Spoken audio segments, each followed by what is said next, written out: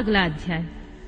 ब्रह्मा जी से दक्ष की अनुमति पाकर देवताओं और मुनियों सहित भगवान शिव का दक्ष के घर जाना, दक्ष द्वारा सबका सत्कार तथा सती और शिव का विवाह।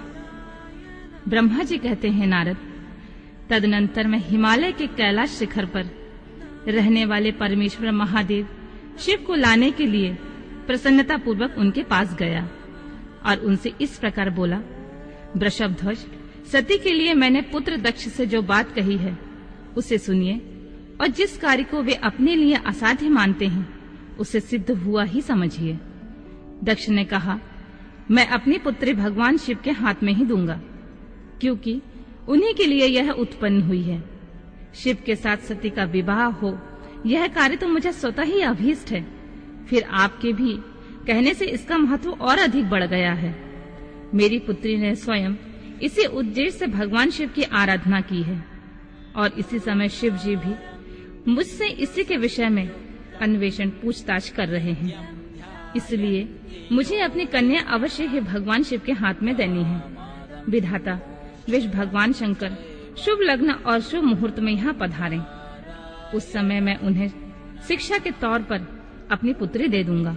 वृषभध्वज, मुझसे दक्ष ने ऐसी बात कही, अतः आप शुभ मुहूर्त में उनके घर चलिए और सती को ले आइए।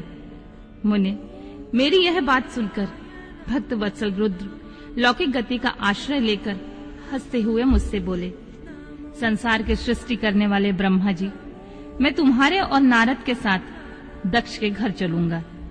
अतः नारद का स्मरण करो, अपने मारीची आदि मानस पुत्रों को भी बुला लो। विधे, मैं उन सब के साथ दक्ष के निवास स्थान पर चलूंगा। मेरे पार्षद भी मेरे साथ रहेंगे। नारद, लोकचार के निर्वाह में लगे हुए भगवान शिव की इस प्रकार की आज्ञा देने पर मैंने तुम्हारा और मारीची आदि पुत्रों का भी स्मरण किया। मेरे याद करते ही तुम्हारे साथ मेरे सभी मानस पुत्र मन में आदर की भावना लिए शीघ्र ही वहां आ पहुंचे। उस समय तुम सब लोग हर्ष से उत्फुल्ल हो रहे थे। फिर रुद्र के स्मरण करने पर शिव भक्तों के सम्राट भगवान विष्णु भी अपने सैनिक तथा कमला देवी के साथ गरुड़ पर आरूढ़ होकर तुरंत वहां आ गए। तदनंतर चैत्र मास के शुक्ल पक्ष की त्रयोदशी तिथि में रविवार को पूर्व फाल्गुनी नक्षत्र में मुझ ब्रह्मा और विष्णु आदि समस्त देवताओं के साथ महेश्वर ने विवाह के लिए यात्रा प्रारंभ की। मार्ग में उन्होंने और ऋषियों के साथ यात्रा करते हुए भगवान शंकर बड़ी शोभा पा रहे थे।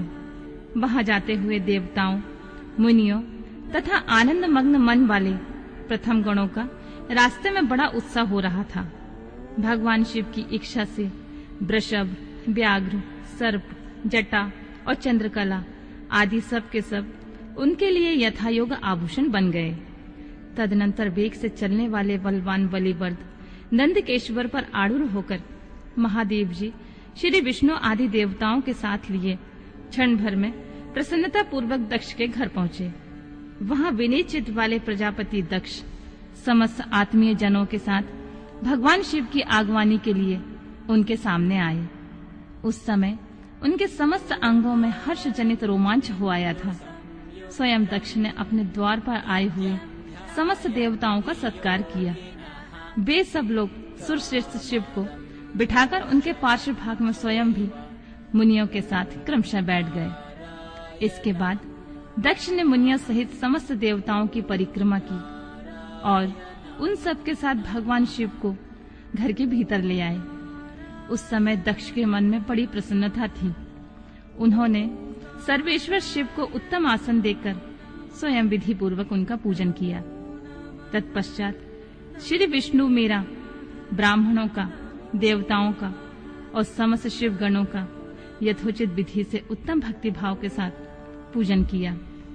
इस तरह पूजनीय पुरुषों तथा अन्य लोग सहित उन सब का यथोचित आदर सत्कार करने में दक्ष ने मानस पुत्र मारीची आदि मुनियों के साथ आवश्यक सलाह की। इसके बाद मेरे पुत्र दक्ष ने मुझ पिता से मेरे चरणों में प्रणाम करके प्रसन्नता पूर्वक कहा, प्रभु आप ही वैवाहिक कार्य कराएं।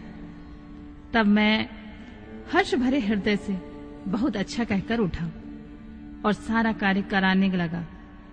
तदनंतर ग्रहों के बल से युक्त शुभ लग्न और मुहूर्त में दक्ष ने हर्ष पूर्वक अपनी पुत्री सती का हाथ भगवान शंकर के हाथ में दे दिया। उस समय हर्ष से भरे हुए भगवान वृषभध्वज ने भी वैवाहिक विधि से सुंदरी दक्ष कन्या का पारिग्रहण किया। फिर मैंने, श्री हरि ने, तुम तथा अन्य मुनियों ने, देवताओं ने और प्रथम गणों ने भगवान शिव को प्रणाम किया और सबने नाना प्रकार की स्तुतियों द्वारा उन्हें संतुष्ट किया।